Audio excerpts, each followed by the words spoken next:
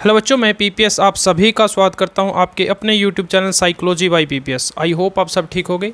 प्यारे बच्चों, जैसा कि आपको पता है हम अपने लोक प्रशासन के ऑब्जेक्टिव टाइप क्वेश्चन कर रहे थे, जिसमें हमने 27 क्वेश्चन कर चुके हैं।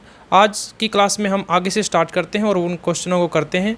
उम्मीद करता हूँ कि पिछली क्लास आपको पसंद आई होगी और सभी क्वेश्चन अच्छे से क्लियर हो गए हो। तो आज का हमारा जो नेक्स्ट क्वेश्चन है 28, वो पढ़ते हैं हम सबसे पहले।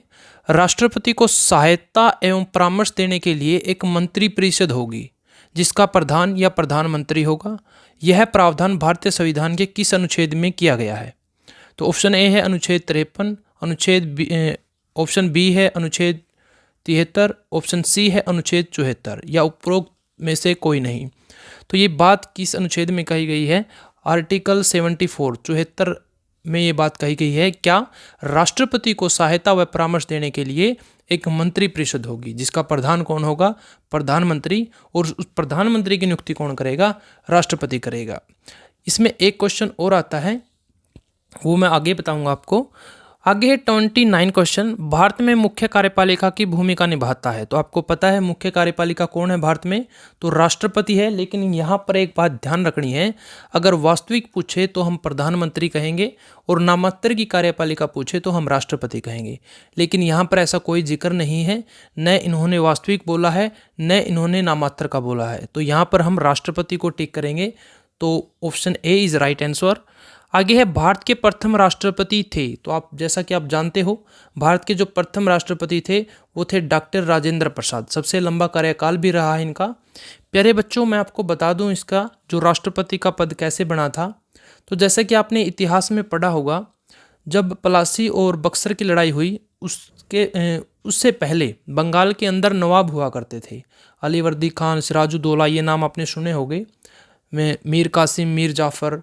तो मीर कासिम, मीर जाफ़र, इनके बाद क्या हुआ, बंगाल का जो नवाब का पद था वो समाप्त करके अंग्रेज़ों ने क्या किया, वहाँ पर एक गवर्नर का पद बना लिया और रॉबर्ट क्लाइव पहले बंगाल के पहले गवर्नर बने। उसके बाद कुछ समय के बाद जो बंगाल के गवर्नर था उसको पूरे भारत का गवर्नर बना दिया। अर्थात जो बंगाल का गवर्नर था पहले सिर्फ बंगाल का, वो अब पूरे भारत का गवर्नर कहा जाने लगा। अब कुछ समय के बाद उसी भारत के गवर्नर को गवर्नर जनरल का पद बना दिया। अर्थात अब भारत के गवर्नर को गवर्नर जनरल कहा जाने लगा। उसके बाद जब कुछ समय और बीता तो उसके बाद जो गवर्नर जनरल था उसके पद को वायसराय कहा जाने लगा। और जैसा कि आपको पता है जो अंतिम वायसराय था वो लॉर्ड माउंटबेटन था, जिसके आधार पर भारत का विभाजन हुआ। इनका कार्यकाल 1947 से 1948 के बीच माउंटबेटन है जो वो वायसराय रहे। और उसके बाद जैसे ही भारत आज़ाद हुआ तो सबसे पहले जो भारत के वायसराय बने जो भारतीय थे वो थे सी राजगोपालाचार्य। अब वो 1948 से 1950 के बीच में क्या रहे, भारत के वायसराय रहे। 1950 के बाद भारत में क्या हो गया, जो वायसराय का पद है वो समाप्त कर दिया और उसकी जगह पर राष्ट्रपति पद बना दिया। और जो पहले राष्ट्रपति चुने गए वो चुने गए डॉक्टर राजेंद्र प्रसाद। आगे बात करते हैं 31वां क्वेश्चन। राष्ट्रपति भारतीय संघ की कार्यपालिका का खालिस्तान प्रधान है। तो आप जानते हैं राष्ट्रपति क्या है, वैधानिक बोले, संवैधानिक बोले या नामात्र का बोले, एक ही बात है, तीनों ही क्या है, राष्ट्रपति हैं। अगर वास्तविक की बात करें, रियल की बात करें तो प्रधानमंत्री है। उसके बाद है 32वां क्वेश्चन है जो आपका, संविधान में राष्ट्रपति पद पर निर्वाचित होने वाले व्यक्ति के लिए कौन सी योग्यता निश्चित की गई है? तो ऑप्शन ए है 35 वर्ष की आयु पूरी कर चुका हो, बिल्कुल सही है। भारत का नागरिक हो, ये भी सही है। वह लोकसभा का सदस्य निर्वाचित होने की योग्यता रखता हो, ये भी सही है। तो उपरोक्त सभी इज राइट आंसर। 33 है, निम्नलिखित में से संघीय कार्यपालिका बनी है राष्ट्रपति और प्रधानमंत्री से मिलकर। ऑप्शन बी है उपराष्ट्रपति और मंत्री परिषद से मिलकर। ऑप्शन सी है राष्ट्रपति और मंत्री परिषद से मिलकर। और ऑप्शन डी है इनमें से कोई नहीं। तो option C is right answer, राष्ट्रपति और मंत्री परिषद से मिलकर संघीय कार्यपालिका बनी है। अब आप बोलोगे कि ऑप्शन ए क्यों नहीं आया सर, क्योंकि यहाँ पर क्या है, राष्ट्रपति और प्रधानमंत्री, सिर्फ प्रधानमंत्री है, लेकिन अगर बात करें प्रधानमंत्री की तो वो मंत्री परिषद से ही तो चुना जाता है, तो मंत्री परिषद में प्रधानमंत्री स्वतः ही आ गया। ठीक है, तो option C is right answer. 34 है, राष्ट्रपति के पद की व्यवस्था कौन से अनुच्छेद में की गई है? तो आपको पता है आर्टिकल 52 में राष्ट्रपति के पद की व्यवस्था की गई है। आर्टिकल 52 से 62 तक राष्ट्रपति के बारे में उल्लेख है। उसके बाद है, भारत में राष्ट्रपति का चुनाव के लिए कौन सी निर्वाचन पद्धति को अपनाया गया है? तो राष्ट्रपति का चुनाव कैसे होता है? अप्रत्यक्ष निर्वाचन से, अर्थात इसमें जो आम जनता होती है वो प्रत्यक्ष तौर पर इलेक्शन में भाग नहीं लेती, बल्कि जनता के जो प्रतिनिधि हैं वो इलेक्शन में भाग लेते हैं, तो ये अप्रत्यक्ष निर्वाचन होता है। और नेक्स्ट क्वेश्चन इसी से मिलता जुलता है, भारत में राष्ट्रपति का चुनाव निम्न में से किस पद्धति द्वारा होता है? तो आपको पता है आनुपातिक प्रतिनिधित्व पद्धति के अनुसार एकल संक्रमणीय मत द्वारा, तो option A is right answer. ठीक है, उसके बाद जो हमारा नेक्स्ट क्वेश्चन है वो है, चलो आगे बात करते हैं 47, क्वेश्चन 47 पर आ गए हम। राष्ट्रपति निम्नलिखित में से किसकी नियुक्ति करता है? तो प्रधानमंत्री की नियुक्ति राष्ट्रपति करता है, उपराष्ट्रपति की नियुक्ति लोकसभा के अध्यक्ष, राज्यसभा के सभापति। तो आपको पता है ऑप्शन डी, राज्यसभा के सभापति कौन है? उपराष्ट्रपति ही होते हैं, तो इसका option A is right answer. राष्ट्रपति प्रधानमंत्री की नियुक्ति करता है। अगर बात करें लोकसभा के अध्यक्ष की, तो लोकसभा का अध्यक्ष उन्हीं मंत्री परिषद से ही चुना जाता है, जितने भी मंत्री हैं वो अपने में से ही एक अध्यक्ष को चुन लेते हैं। ठीक है, 48 है, यदि राष्ट्रपति और उपराष्ट्रपति दोनों के पद रिक्त हों तो कार्यवाहक राष्ट्रपति के रूप में कार्य करेगा। तो कौन करेगा? मान लो अगर राष्ट्रपति बीमार हो गया या कहीं बाहर चला गया या किसी कारण से उसका पद खाली हो गया तो उसकी जगह पर बैठते हैं उपराष्ट्रपति। लेकिन अगर उपराष्ट्रपति भी अब्सेंट हो तो कौन बैठेंगे? सर्वोच्च न्यायालय के मुख्य न्यायाधीश। अगर वो भी अब्सेंट हो तो सर्वोच्च न्यायालय के जो वरिष्ठ है, जो सीनियर न्यायाधीश हैं, वो उनका पद को संभालेंगे। आगे 49, राष्ट्रपति की अनुपस्थिति में उपराष्ट्रपति कितने समय तक अपने पद पर उसके पद पर रह सकता है? तो 6 महीने तक, 6 मास तक उपराष्ट्रपति राष्ट्रपति की अनुपस्थिति में उसके पद को ग्रहण कर सकता है। उसके बाद अब 50 क्वेश्चन, निम्नलिखित में से राष्ट्रपति की कूटनीतिक शक्ति क्या है? देखो राष्ट्रपति की शक्तियां क्या क्या हैं? विदेशी राजदूत व अन्य प्रतिनिधियों का स्वागत करते हैं, ये अन्य देशों के लिए राजदूत और कूटनीतिक प्रतिनिधियों की नियुक्ति करते हैं। राष्ट्रपति की जो क्वेश्चन किया था हमने ऐसे टाइप में, वहाँ पर मैं बड़े अच्छे से बता चुका हूँ वे राष्ट्रपति किन किन की नियुक्ति करता है। ऑप्शन सी है, विदेशों से संधियां और समझौते राष्ट्रपति के नाम पर ही किए जाते हैं, इसीलिए क्या है, राष्ट्रपति को देश का प्रथम नागरिक बोला जाता है। तो इसका डी ऑप्शन सही है, उपरोक्त सभी शक्तियां हैं जो राष्ट्रपति की कूटनीतिक शक्ति हैं। आगे 51 क्वेश्चन, राष्ट्रपति राज्यसभा में कितने सदस्यों का नाम निर्देशित करता है? तो आपको पता होगा कितने सदस्य? 12। और वे कौन से सदस्य होते हैं? ये वे सदस्य होते हैं जो साहित्य, कला या किसी खेल में ख्याति प्राप्त कर चुके होते हैं।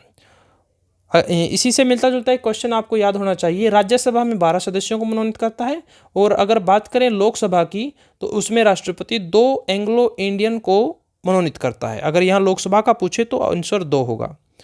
52 क्वेश्चन है, लोकसभा में उस समुदाय का पर्याप्त प्रतिनिधित्व नहीं होने पर राष्ट्रपति लोकसभा में अधिकतम कितने एंग्लो इंडियन के नाम निर्दिष्ट कर सकता है? तो आपको पता है कितने?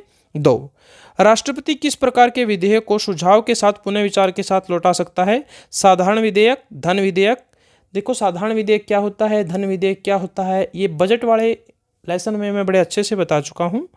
तो इसका आंसर आएगा साधारण विधेयक। साधारण विधेयक को क्या है, राष्ट्रपति पुनः विचार के लिए संसद के पास लौटा सकता है, लेकिन धन विधेयक को वापस लौटा नहीं सकता, क्योंकि जो धन विधेयक है जब वो पेश किया जाता है तो उससे पहले ही राष्ट्रपति की अनुमति ले ली जाती है। इसलिए अगर पहले ही अनुमति ले ली तो दोबारा वो पुनर्विचार के लिए भेज नहीं सकता। और यहाँ से क्वेश्चन ये भी बनेगा, वह कोई विधेयक धन विधेयक है या नहीं है, इसका डिसीजन कौन लेगा? तो अगर इसका डिसीजन की पूछे तो जो लोकसभा का अध्यक्ष है वो ये डिसीजन लेगा कि कोई विधेयक धन विधेयक है या नहीं है। आगे है 54 क्वेश्चन, निम्नलिखित में से किसकी अनुमति के बिना धन विधेयक लोकसभा में प्रस्तावित नहीं किया जा सकता? तो अभी मैंने बताया किसकी, राष्ट्रपति की। अब पहले ही अनुमति ले ली, इसीलिए वो इसको पुनः विचार के लिए नहीं लौटा सकता। उसके बाद है भारत में राष्ट्रपति अक्षमा प्रदान कर सकता है, ये राष्ट्रपति की इच्छा पर निर्भर है। सही बात है। दो सिद्धि होने से पूर्व पहले और दो सिद्धि होने के पश्चात, तो दो सिद्ध होने के पश्चात, अब दो सिद्ध हो गया तो उसके बाद उनकी इच्छा पर निर्भर करता है वो अक्षमा देगा या नहीं देगा। तो दो सिद्धि होने के पश्चात अक्षमा प्रदान करेगा। अब दो सिद्ध ही नहीं हुआ तो अक्षमा किस बात की। आगे भारत का राष्ट्रपति किसी ऐसे प्रश्न पर जिसमें विधि अर्थात कानून और तथ्य के प्रश्न अंतर्गत हो तो किससे परामर्श प्राप्त कर सकता है? तो सर्वोच्च न्यायालय से क्या है वो परामर्श मांग सकता है, लेकिन वो सर्वोच्च न्यायालय का जो परामर्श है उसको मानने के लिए बाध्य नहीं है। आगे है हमारा क्वेश्चन,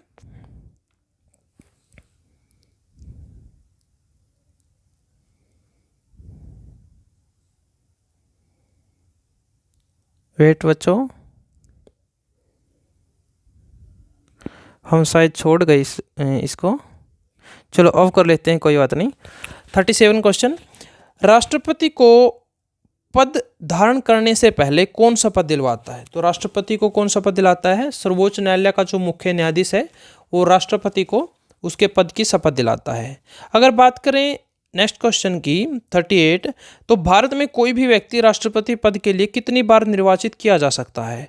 2 बार, 3 बार, 1 बार, या इस संबंध में कोई प्रतिबंध नहीं है। मतलब एक व्यक्ति कितनी बार भी राष्ट्रपति चुना जा सकता है। अब देखो नेक्स्ट क्वेश्चन है, राष्ट्रपति अपना त्यागपत्र किसको संबोधित करके देता है? अर्थात राष्ट्रपति अपना त्यागपत्र किसे देता है? तो राष्ट्रपति उपराष्ट्रपति को अपना त्यागपत्र देता है। ऑप्शन ए सही है। और यही क्वेश्चन से अगर ऐसे पूछे कि उपराष्ट्रपति अपना त्यागपत्र किसको देता है, तो उपराष्ट्रपति राष्ट्रपति को अपना त्यागपत्र देता है। ध्यान रखना, राष्ट्रपति उपराष्ट्रपति को अपना त्यागपत्र देगा, उपराष्ट्रपति राष्ट्रपति को अपना त्यागपत्र देगा, राष्ट्रपति को शपथ सर्वोच्च न्यायालय का मुख्य न्यायाधीश दिलवाएगा। ठीक है। आगे है जो क्वेश्चन है, राष्ट्रपति पर महाभियोग का आरोप संसद के किस सदन द्वारा लगाया जा सकता है? राज्यसभा, लोकसभा या संसद के किसी भी सदन द्वारा, या इनमें से कोई नहीं। तो प्यारे बच्चों, आपको पता होगा संसद किन किन से मिलकर बना है, अर्थात संसद के कितने सदन हैं? तो 2 सदन होते हैं, राज्यसभा, लोकसभा। राज्यसभा को स्थायी सदन या उच्च सदन कहते हैं, लोकसभा को निम्न सदन या लोगों का सदन और अस्थायी सदन कहते हैं। अर्थात लोकसभा को भंग किया जा सकता है इसलिए इसे अस्थायी कहते हैं, और राज्यसभा को भंग नहीं किया जा सकता इसलिए इसे स्थायी कहते हैं। तो संसद के किसी भी सदन द्वारा राष्ट्रपति पर महाभियोग का आरोप लगाया जा सकता है, किसी भी सदन में। अगर यहाँ बात करें उपराष्ट्रपति की, तो उपराष्ट्रपति पर अगर महाभियोग लगाना है तो वो केवल संसद के राज्यसभा में पेश कर सकते हैं। वो प्रस्ताव क्या है, वो आरोप है जो कहाँ, केवल और केवल राज्यसभा में पेश कर सकते हैं। 1-2 क्वेश्चन है, ध्यान रखना। राष्ट्रपति पर अगर महाभियोग लगाना तो संसद के किसी भी सदन में पेश कर सकते हैं, और उपराष्ट्रपति पर अगर लगाना है तो संसद के राज्यसभा में पेश करना पड़ेगा। उपराष्ट्रपति में केवल राज्यसभा, राष्ट्रपति में किसी में भी कर सकते हैं। 41 क्वेश्चन है, निम्नलिखित में से संघीय कार्यपालिका के प्रकार हैं? तो संघीय कार्यपालिका के प्रकार देखो, संसदीय कार्यपालिका होती है, अध्यक्षात्मक कार्यपालिका होती है, निर्वाचित कार्यपालिका होती है। तो ये सभी हैं जो संघीय कार्यपालिका के प्रकार हैं। फर्स्ट लेसन में ये क्वेश्चन हम कर चुके हैं। आगे, राष्ट्रपति पर महाभियोग प्रस्ताव लाने के लिए कितने दिन पूर्व लिखित सूचना देना आवश्यक है? तो 14 दिन पहले नोटिस भेजना होगा राष्ट्रपति के पास कि आपके ऊपर महाभियोग लगाया जा रहा है। उसके बाद राष्ट्रपति के विरुद्ध महाभियोग प्रस्ताव पारित करने के लिए संसद के दोनों सदनों के कुल सदस्यों के कितने बहुमत का होना आवश्यक है? तो आपको पता है विशेष बहुमत चाहिए महाभियोग के लिए। तो विशेष बहुमत का मतलब है 2/3 सदस्य। ठीक है, 2/3 बहुमत होना आवश्यक है। तो option C is right answer. आगे है 44 क्वेश्चन, महाभियोग के आरोपों की जांच के दौरान राष्ट्रपति अपना स्पष्टीकरण किस प्रकार प्रदान करता है? ऑप्शन ए है वकील द्वारा, ऑप्शन बी है स्वयं उपस्थित होकर, ऑप्शन सी है उपयुक्त दोनों सही हैं। अर्थात वकील भी उनका स्पष्टीकरण दे सकता है और स्वयं खुद या उपस्थित होकर भी अपना स्पष्टीकरण दे सकता है। आगे भारत के राष्ट्रपति महाभियोग, भारत के राष्ट्रपति पर महाभियोग ऑप्शन ए है घूस लेने और अन्य अपराध करने के आधार पर लगाया जा सकता है। ऑप्शन बी है संविधान के अतिक्रमण या राजद्रोह के आधार पर लगाया जा सकता है। ऑप्शन सी है संविधान के अतिक्रमण के लिए लगाया जा सकता है। तो ऑप्शन सी होगा सही, संविधान के अतिक्रमण के लिए लगाया जा सकता है। 46 क्वेश्चन है, देश के प्रतिरक्षा बलों का सर्वोच्च सेनापति आपको पता है कौन होता है? राष्ट्रपति होता है। आगे है 46 क्वेश्चन हम कर चुके हैं, उसके बाद 47 हमने कर लिया था अब इससे पहले ही। उसके बाद हम बात करते हैं 57 क्वेश्चन की। तो 57 क्वेश्चन है हमारा जो आज है, राष्ट्रपति के पास निम्नलिखित परिस्थितियों में संकटकालीन घोषणा करने का अधिकार है। आपको पता है संकटकालीन बोले या आपातकालीन, तो 3 प्रकार की शक्तियां होती है राष्ट्रपति के पास, आर्टिकल 352, 356 और 360। तो पहला है ए ऑप्शन, जब देश की वित्तीय साख को खतरा हो, तो आर्टिकल 360 में ये बात कही गई है, सही है। किसी राज्य में संवैधानिक मशीनरी के विफल होने की स्थिति में, आर्टिकल 356। और ऑप्शन सी है विदेशी आक्रमण अथवा सशस्त्र क्रांति के समय, अर्थात आर्टिकल 352। तो उपरोक्त सभी तीनों ही इनकी संकटकालीन शक्तियां हैं। 52 क्वेश्चन है, राष्ट्रपति द्वारा जारी किए गए अध्यादेश का प्रभाव संसद के पुनः समवेत होने की तारीख से 3 माह की समाप्ति पर समाप्त हो जाएगा, 6 सप्ताह की समाप्ति पर समाप्त हो जाएगा, 8 माह की समाप्ति पर समाप्त हो जाएगा, और ऑप्शन डी है 4 सप्ताह की समाप्ति पर। तो आपको याद होगा option B is right answer, 6 सप्ताह की समाप्ति पर वो समाप्त हो जाएगा। आपको यहाँ याद होना चाहिए कि भारत का जो राष्ट्रपति है वो अध्यादेश लागू कर सकता है कब? जब संसद में अधिवेशन नहीं चल रहा हो, और किस आर्टिकल के अनुसार? 1, 2, 3 अर्थात 123। ठीक है। उसके बाद है अनुच्छेद 352 के अंतर्गत घोषित आपातकाल को संसद के विशेष बहुमत से इसकी स्वीकृति आवश्यक होगी। 6 सप्ताह के अंदर, 3 माह के अंदर, 2 माह के अंदर या 1 माह के अंदर। तो 1 माह के अंदर स्वीकृति आवश्यक है। आगे आपातकाल में जीवन और शारीरिक स्वाधीनता के अधिकार को सीमित किया जा सकता है, समाप्त या सीमित नहीं किया जा सकता, समाप्त किया जा सकेगा। ऑप्शन डी है समाप्त या सीमित किया जा सकेगा। देखिए प्रश्न समझिए पहले, जब आपातकाल लग जाए, जब राष्ट्रपति शासन लागू हो जाए देश में, तो उस समय जो हमारे फंडामेंटल राइट होते हैं, अर्थात आपको पता होगा जो हमारे मौलिक अधिकार होते हैं वो 6 हैं हमारे पास, पहले 7 थे अब 6 हैं। जो संपत्ति का अधिकार था वो मौलिक अधिकारों से हटा दिया गया था, तो 6 मौलिक अधिकार बचते हैं, जिसमें जैसे कि अभिव्यक्ति की स्वतंत्रता, हम कहीं भी बोल सकते हैं, कहीं घूम सकते हैं, किसी धर्म को अपना सकते हैं, शिक्षा का अधिकार है। तो इनमें से एक है जीवन जीने का अधिकार। तो अगर आपातकाल लग भी जाए तो कोई हमसे ये मौलिक अधिकार नहीं छीन सकता। ठीक है, तो यहाँ सही आंसर होगा बी, समाप्त या सीमित नहीं किया जा सकेगा। ठीक है, जीवन और शारीरिक स्वाधीनता का अधिकार को समाप्त नहीं किया जा सकेगा। 61 है आपातकाल की घोषणा औचित्यपूर्ण नहीं थी, कब? 1975 के अंदर। कब बेटा? 1975 के अंदर, मतलब इसका मिसयूज हुआ था इस पावर का। आगे 62 सेना न्यायालय या कोर्ट मार्शल के दंडादेश के मामले में अक्षमादान की शक्ति किसे प्राप्त है? तो आपको पता है किसे है, राष्ट्रपति को ही सिर्फ अक्षमादान की शक्ति प्राप्त है। आगे 63 है राष्ट्रपति, ऑप्शन ए सर्वदा प्रधानमंत्री की सिफारिश पर ही लोकसभा का विघटन करता है, चाहे वह सदन में बहुमत खो चुका हो। ऑप्शन बी लोकसभा को भंग नहीं कर सकता। ऑप्शन सी मंत्री परिषद की सिफारिश पर ही लोकसभा का विघटन करता है। ऑप्शन डी अपने विवेक से लोकसभा को भंग कर सकता है। तो option C is right answer, Lok Sabha का विघटन मंत्री परिषद की सिफारिश पर कर सकता है। आगे है 62, यदि लोकसभा में 64 यदि लोकसभा में किसी भी दल को बहुमत प्राप्त नहीं तो राष्ट्रपति को पहले प्रधानमंत्री बनने का अवसर देना चाहिए। किसे देगा वो? चुनाव के पंचायत बने गठबंधन के नेता को, चुनाव के पहले बने संविद या गठबंधन के नेता को, ऑप्शन सी सदन में सबसे बड़े दल के नेता को, या इनमें से कोई नहीं। तो सदन के जो सबसे बड़े दल के नेता हैं उनको वो क्या देगा? अवसर देगा कि आइए आप सरकार बनाइए। फिर उसको निश्चित समय के अंदर बहुमत दिखाना होगा। अगर उन्होंने बहुमत दिखा दिया तो उनकी सरकार बन जाएगी, अगर बहुमत नहीं दिखा पाए तो फिर वो किसी अन्य दल को अवसर देगा। आगे 65 भारत के संविधान के अनुच्छेद 356 में राष्ट्रपति को यह शक्ति प्रदान की गई है कि वह आपातकाल की घोषणा करे यदि वह संतुष्ट हो जाए। 356 में कौन सी बात है आपको याद होगा? ऑप्शन ए है राज्य की सरकार संविधान के प्रावधानों के अनुसार नहीं चल सकती, अर्थात राज्य का जो संवैधानिक तंत्र है वो विफल हो जाता है। तो ऑप्शन ए ही सही है। आगे करते हैं हम 65 के बाद 66 क्वेश्चन। तो 66 क्वेश्चन है जो आपका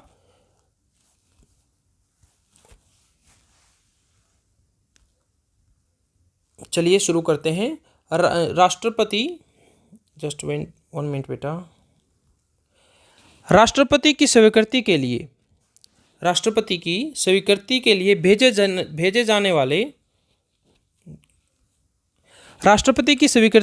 भेजे जाने वाले विधेयक पर राष्ट्रपति द्वारा कितने दिनों के भीतर कार्रवाई करना जरूरी है। अर्थात कोई संसद कोई विधेयक भेजती है राष्ट्रपति की स्वीकृति के लिए उनके पास, तो राष्ट्रपति को कितने दिन के अंदर स्वीकृति देनी जरूरी है। ऑप्शन ए है 3 सप्ताह के भीतर, ऑप्शन बी 1 माह के भीतर, ऑप्शन सी 6 माह के भीतर, ऑप्शन डी इन कोई समय निश्चित नहीं। तो बिल्कुल सही है आंसर डी, कोई समय निश्चित नहीं है। आपको पता होगा मैंने जैसे कि बताया था ऐसे टाइप में राष्ट्रपति के पास कुछ वीटो होती हैं, ठीक है, उन वीटो का प्रयोग वो कर सकता है। जैसा कि आपको पता है कि ज्ञानी जैल सिंह जो पहले सिख राष्ट्रपति थे, उन्होंने जे बी वीटो होती है उसका प्रयोग किया था, अर्थात वो बिना यस और बिना नो कहे उस प्रस्ताव को अपने पास रख सकता है। उसके बाद है बच्चों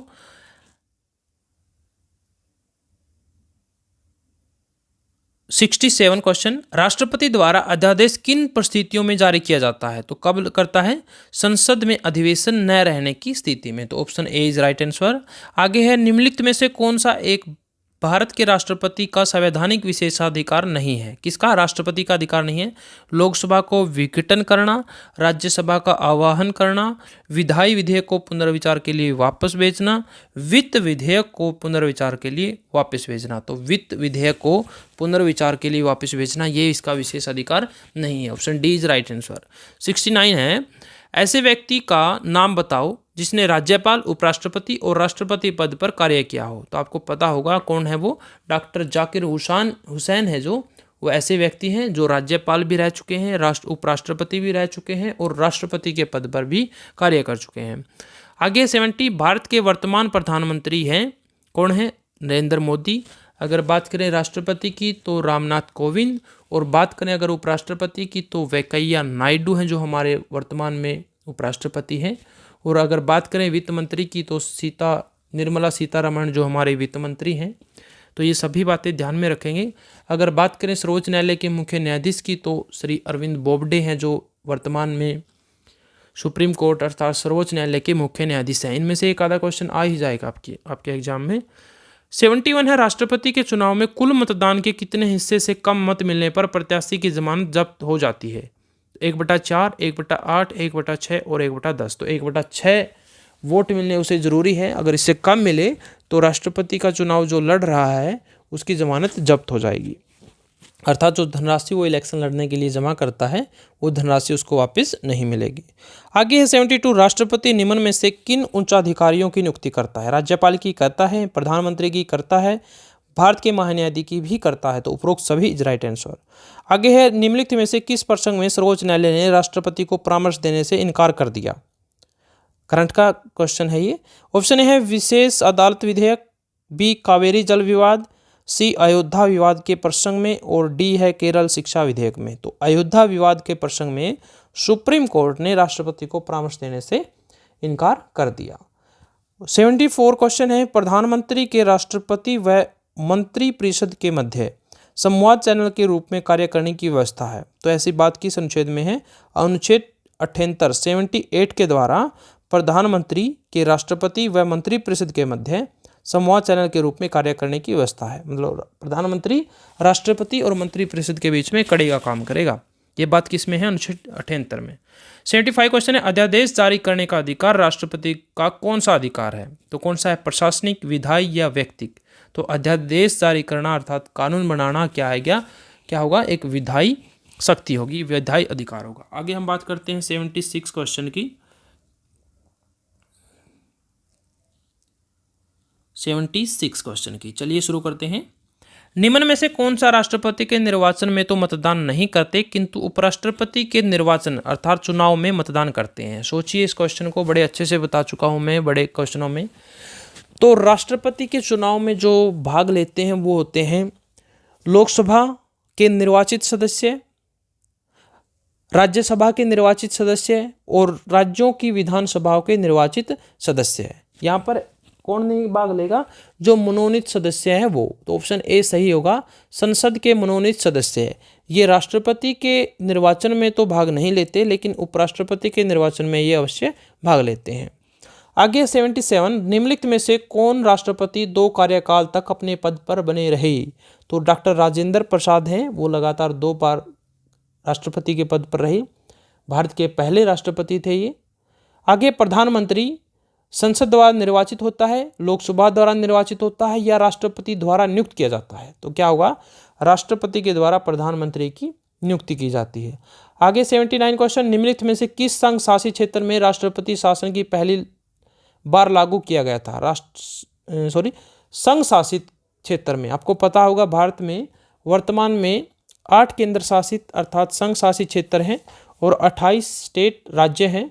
तो संघ शासित क्षेत्र में पहली बार कब लागू हुआ था? गोवा के अंदर लगा था, जब ये पुर्तगालियों के अंडर में था। सबसे पीछे ही आज़ाद हुआ था ये, सबसे बाद में 1861 में हुआ था शायद पुर्तगालियों से आज़ाद। आगे बेटा क्वेश्चन, राष्ट्रपति द्वारा आपातकाल की घोषणा को कितने दिनों के भीतर संसद की स्वीकृति आवश्यक है? तो 1 महीने के अंदर ये स्वीकृति आवश्यक है। 81 है, आपातकाल की उद्घोषणा का अनुमोदन करने वाला संकल्प संसद के किस बहुमत से पारित किया जाना चाहिए? साधारण बहुमत, विशेष बहुमत, 3/4 बहुमत या इनमें से कोई नहीं? तो विशेष बहुमत अर्थात 2/3 बहुमत से पास होना चाहिए। संसद के दोनों सदनों द्वारा अनुमोदन किए जाने की तिथि से कब तक आपातकाल प्रवर्तन में रह सकता है? 6 माह, 1 माह, 2 वर्ष या 3 माह? तो 6 माह इज राइट आंसर। ये याद रखना कौन सी कितने टाइम के लिए लागू रहता है। आगे 83, लोकसभा के किस बहुमत से आपातकाल की घोषणा समाप्त की जा सकती है? तो 2/3 बहुमत से, उपस्थित या मतदान करने वाले सदस्यों का 3/4 बहुमत से या साधारण बहुमत से? देखो, अगर आपातकाल लगाना है तो उसके लिए चाहिए विशेष बहुमत, लेकिन आपातकाल अगर हटाना है तो उसके लिए चाहिए साधारण बहुमत। ठीक है, तो इसका आंसर होगा सी। पहली बार अनुच्छेद 356 का प्रयोग कब किया गया? 356 अर्थात किसी राज्य में की सरकार अगर उसका मतलब संवैधानिक तंत्र विफल हो जाए तो कब किया गया था? 1951 के अंदर इसका प्रयोग किया गया था। तो 84 क्वेश्चन हो गए। आगे कुछ क्वेश्चनों के बारे में और बात करते हैं। आगे है 85 क्वेश्चन, राष्ट्रपति संविधान के किस अनुच्छेद के अंतर्गत वित्तीय आपात की घोषणा करता है? तो वित्तीय आपात की घोषणा किसके अंदर? 360। ठीक है, 44वें संवैधानिक संशोधन के अनुसार किस अधिकार को आपातकाल में भी समाप्त या सीमित नहीं किया जा सकता? तो option C is right answer, पहले आ चुका है ये, जीवन व शारीरिक स्वाधीनता का अधिकार। 87 है, 1975 में आपातकालीन घोषणा किस आधार पर की गई थी? आंतरिक अशांति के अनुसार। ठीक है, आंतरिक अशांति, जो इसका मिसयूज हुआ था, पहले क्वेश्चन आया था इसका मिसयूज हुआ था। 1975 के राष्ट्रीय आपातकाल की उद्घोषणा किसने की थी? तो कौन करेगा आपातकाल की घोषणा? ये पावर किसकी है? राष्ट्रपति की। तो उस समय राष्ट्रपति कौन थे? Option B is right answer, Fakhruddin Ali Ahmad.